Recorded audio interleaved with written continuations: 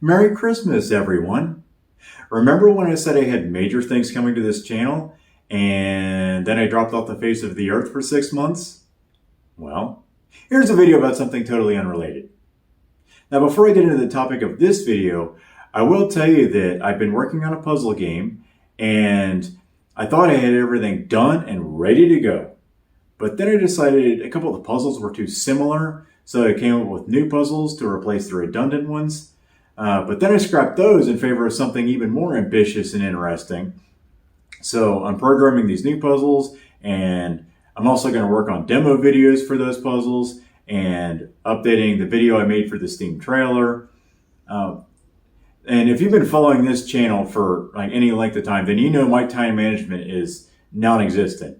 So the only way I'll be able to do anything on any type of a schedule is if everything is done and ready to go before I go live. Like the game itself has to be finished and polished, and I've got to have all the videos, all the artwork, whatever else I need done and ready to go. So that's what I've been working on. Now onto the topic of this video. I want to show you a painting I made for someone for Christmas.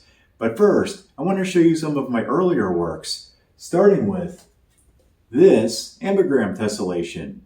It's an ambigram, which is text that can be read more than one way. In this case, I can rotate it 180 and you can still read it. And it's a tessellation, meaning the shapes perfectly interlock with no gaps or overlaps. So if you want to pause and try to read it, you want to focus on the red and the yellow text. Now I'll show you. This is an A-U-T-I-S-M, and that spells autism. That just explains everything, doesn't it? And if I rotate it 180, you can see that the green and the blue text spell autism and explain everything. Next, I have a four-way ambigram tessellation. So you can read it this way, or this way, or this way. You can even hang it diagonally, which I think looks neat. But anyway, if I hold it this way, the red text is upright. And it says S-C-R-E-A-M.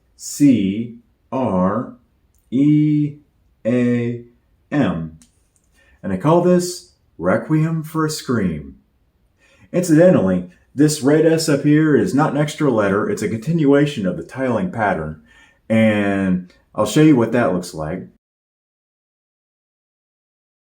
Up next, we have another four-way ambigram tessellation. In this case, you want to focus on the top, both the purple and the white. The purple spells W-E-T, and the white spells P-A-I-N-T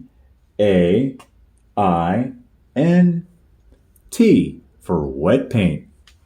And I made this so people would know this painting is wet so they wouldn't touch it. In addition to being an ambigram and a tessellation, this is also a fractal, meaning it's self-similar under magnification. So you can see that around here it spells wet paint in really big print. And if you zoom in, it spells wet paint in smaller print here.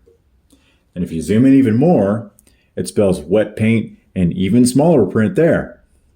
And I could only paint so small, so I terminated the pattern with the word fin, like at the end of a movie. I also have a work of glass art that I made with my autism group. And if you read it this way, you want to focus on the warm colors, and it spells I love you. And if you read it this way, you want to focus on the cool colors, and it still spells I love you. Here, I have a 70 by 30 grid of 2100 Fritos candy hearts held in place by a 2-part resin. If you look up close, you can see that it looks wet, but really that's just what the resin looks like. If you want to try to read it this way, you can, or I'll show an animation that'll make it easier to see.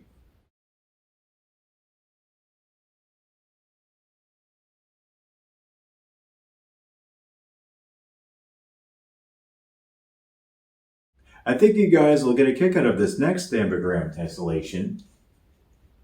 Here, you want to read the light colored text. And if I flip it, you want to read the dark colors. Now I think I'll let you guys translate this one. Finally, we arrive at the Christmas present painting. It reads Laura for Laura, which is a name that really lends itself well to a tessellation like this, and I'm especially happy with the way this one turned out.